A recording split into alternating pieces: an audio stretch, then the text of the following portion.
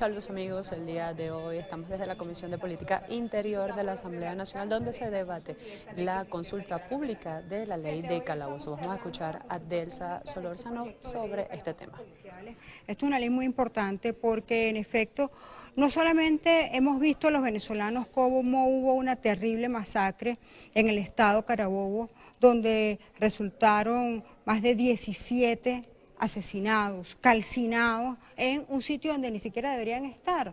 Los prisioneros en este país deberían estar, como en cualquier país donde haya democracia, en cárceles, en lugares habilitados para cumplir la pena, pero para también lograr la reinserción adecuada del delincuente en sociedad. Y los funcionarios policiales deberían estar resguardando la vida y los bienes de los venezolanos. Sin embargo, eso no es lo que está ocurriendo en Venezuela. Lo que está ocurriendo en nuestro país es que los calabozos policiales, donde se supone que un detenido no debería pasar más de 48 horas, están siendo utilizados como cárceles alternativas. Y en efecto, entonces, los funcionarios policiales están dedicados a cuidar a presos, a privados de libertad y no a resguardar la vida y los bienes de los venezolanos. Todo esto trae como consecuencia, entre muchas otras cosas, que Venezuela es hoy día el país más peligroso del mundo. Hemos hecho pues una consulta pública con alcaldes, con gobernadores, con organizaciones no gubernamentales y hemos invitado a los expertos el día de hoy a la sede de la Comisión de Política Interior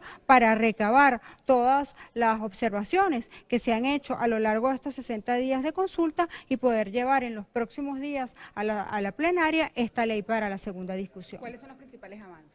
Fíjate, el principal avance yo diría que es el respeto a la Constitución, en tanto a que en ningún calabozo policial puede estar más de 48 horas o podrá estar más de 48 horas un detenido. Luego es importante destacar que en efecto los funcionarios policiales van a recibir entrenamiento para que puedan darle tratamiento adecuado a los privados de libertad durante las 48 horas que estos deben estar en los calabozos. Luego obliga de manera específica a los jueces a través de la ley y ya no solamente de la Constitución a que una vez cumplido el lapso de 48 horas se indique cuál es el sitio de reclusión. Y en efecto esta ley que cuenta con 23 artículos, con una disposición transitoria y una disposición final, nosotros diríamos que es fundamental esta disposición transitoria única que reza que dentro de los 180 días después de promulgada esta ley, el Ministerio de Servicios Penitenciarios deberá coordinar y concretar el traslado a los centros penitenciarios de todos los detenidos que se encuentren en calabozos policiales, municipales, estadales o nacionales, y esto por supuesto está en contra de la Constitución. De tal manera que aquí se acabó el hecho de que la señora Iris Varela eluda su responsabilidad frente a los privados de libertad. Se acabó el hecho de que usted va a tener a los policías cuidando presos en lugar de cuidando su vida y sus bienes a partir de la entrada en vigencia de esta ley. Evidentemente, nosotros somos conscientes de que el régimen de Maduro no quiere aprobar ninguna ley que venga de la Asamblea Nacional, por cierto, cosas que es inconstitucional y que son algunas de las razones por las cuales hoy vemos tantos funcionarios del Estado sancionados. Pero queda en responsabilidad exclusiva del gobierno de Maduro poder resolver a lo inmediato esto, porque nosotros estamos produciendo solución para los problemas que hoy tiene Venezuela. ¿Cuál es la tasa de hacinamiento en los calabozos policiales actualmente? Supera el 70%.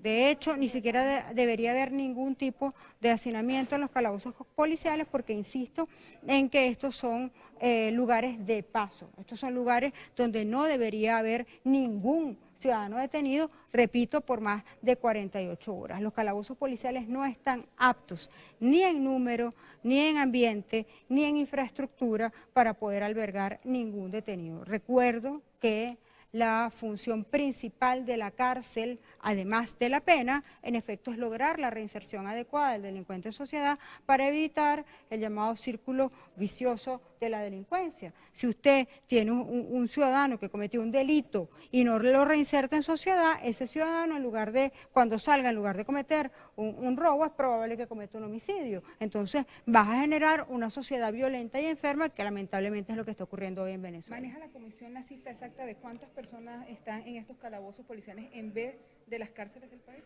Mira, el 100% de las personas que están en los calabozos policiales deberían estar en cárceles. Es decir, no hay ni una persona, salvo aquella que haya sido detenida eventualmente el día de ayer, pero no hay ni una persona que esté hoy en calabozos policiales que deba estar allí. Todas deberían estar en cárceles. Y lo más triste de todo esto es que en efecto el país ha visto cómo se ha otorgado presupuesto para que se construyan cárceles o para que se habiliten o rehabiliten las existentes y nadie sabe a dónde fueron a parar esos recursos. La realidad es que la corrupción que impera incluso dentro de los calabozos policiales, debido al mal manejo del Ministerio de Asuntos Penitenciarios, pues bueno, ha alcanzado a toda la sociedad porque todos nos vemos afectados por esto. Diputada, el fin de semana usted denunciaba una persecución por parte del SEBIN. ¿Esto se ha mantenido o solamente fue en su paso por el estado Cojedes? ¿Qué tipo de amenazas recibió? No, se mantiene permanentemente. Nosotros insistíamos el fin de semana cuando fuimos víctimas de esta persecución, que nuestro objetivo, más allá de la denuncia, que siempre lo hacemos, era que el mundo conociera cuál es el modus operandi de estos funcionarios que se dedican, estos funcionarios de persecución policial, como nosotros lo llamamos, que se dedican permanentemente a seguirnos. Ellos nos esperan de modo constante en los lugares donde nosotros estamos y cuando salimos de Caracas y vamos a cualquier lugar de Venezuela, nos esperan incluso en el aeropuerto, cuando nosotros nos bajamos de los aviones, cuando vamos en avión, nos esperan en la pata de la escalera del aeropuerto. Y cuando vamos por tierra, como es este el caso, nos van siguiendo a lo largo de todas las alcabalas y los cambian de conformidad con el estado en el que usted se encuentra. Esto es muy grave porque para ello se utilizan los policías de este país. Uno, para cuidar a los delincuentes que están en calabozos policiales y dos, para perseguir a las personas que lo que hacemos es luchar por la libertad de Venezuela. Perseguir a un ciudadano, perseguir a un parlamentario es sin duda alguna un delito y pretender amedrentarlo aún más. Ahora, a nosotros estas cosas ni nos amedrentan ni nos detienen en la lucha por la recuperación de la democracia en Venezuela. Acá está el SEBIN en este momento. Acá sabemos que está afuera, que siempre nos siguen. Pero repetimos, uno, no tenemos nada que ocultar, porque todo lo que nosotros hacemos por la democracia en nuestro país lo decimos públicamente. Y dos, no nos detienen con sus amenazas ni con su persecución. Justamente cambiando de tema, usted ha hecho referencia a las nuevas sanciones que han recibido varios funcionarios del gobierno venezolano. ¿Cuál es la lectura que se da de este panorama que está viviendo actualmente Venezuela? Fíjate que las nuevas sanciones obedecen básicamente a lo que es el desconocimiento por parte de la comunidad internacional del proceso fraudulento del pasado 20 de mayo. Por eso estamos viendo en esta oportunidad que han sido sancionados los funcionarios que tienen que ver desde la convocatoria hasta la propia ejecución de un fraude que se cometió, que se pretendió cometer contra el pueblo de Venezuela el mes próximo pasado. Hemos visto, por ejemplo, que se sanciona a rectores del Consejo Nacional Electoral, que se sanciona por primera vez a funcionarios administrativos de este ente rector, así como a todos los funcionarios del Ejecutivo que tuvieron que ver desde la convocatoria hasta la implementación, pasando por el Plan República, las cajas CLAP, cómo se utilizaron para tenerlas como instrumento de control político, y esta es una de las primeras consecuencias concretas que tiene el fraude del pasado 20 de mayo. Estas sanciones, insistimos, son individuales, no son contra el país, no son contra nosotros, muy por el contrario, son para proteger a los venezolanos, para proteger al ciudadano de a pie contra un fraude que se pretende instaurar desde el Ejecutivo Nacional. La Unión Europea dice que con estas sanciones lo que busca es presionar para que se genere un diálogo y se pueda salir de la crisis. ¿Se puede dar este diálogo o el gobierno va a seguir ignorando esto que está sucediendo? Es evidente que lo que busca la Unión Europea, y recordemos que la Unión Europea no es más que la agrupación de los países de Europa, de muchísimos, de todos los países de Europa, o de varios de los países de Europa. En efecto, esto pretende establecer las reglas de un proceso de elecciones transparentes y decirle al régimen de Maduro que este proceso de elecciones no ha ocurrido en Venezuela. De tal manera que efectivamente este desenlace no lo estamos viendo todavía. ¿Qué va a pasar después una vez que ya la comunidad internacional considere que se ha vencido de manera definitiva? Que no es para nosotros, porque para nosotros Maduro no tiene legitimidad hace bastante rato porque ha sido destituido de su cargo por la Asamblea Nacional por declaratoria de abandono de cargo, pero la comunidad internacional ha seguido determinados pasos y entendemos que ellos tendrán un antes y un después del 10 de enero, así que esto no termina acá todavía.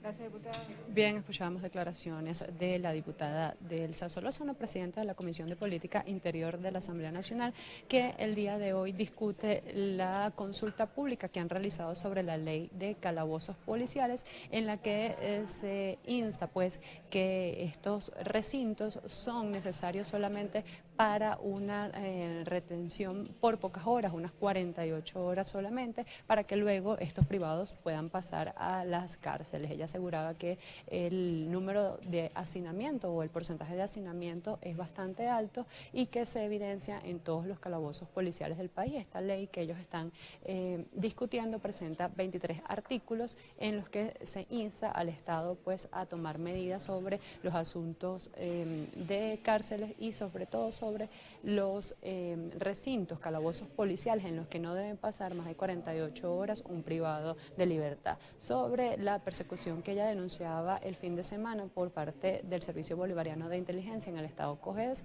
asegura que esta se mantiene todavía y que incluso hoy a las afueras de la sede administrativa de la Asamblea Nacional existen funcionarios que mantienen vigilancia sobre los diputados. También hablaba de las sanciones impuestas por la Unión Europea a 11 funcionarios del gobierno venezolano y ella asegura pues que esto lo único que evidencia es que las elecciones presidenciales del 20 de mayo no son reconocidas por la comunidad internacional y que esto se traduce en una ilegitimidad del presidente Nicolás Maduro. Desde Caracas, Venezuela, Ana Rodríguez Brazón para BPI TV.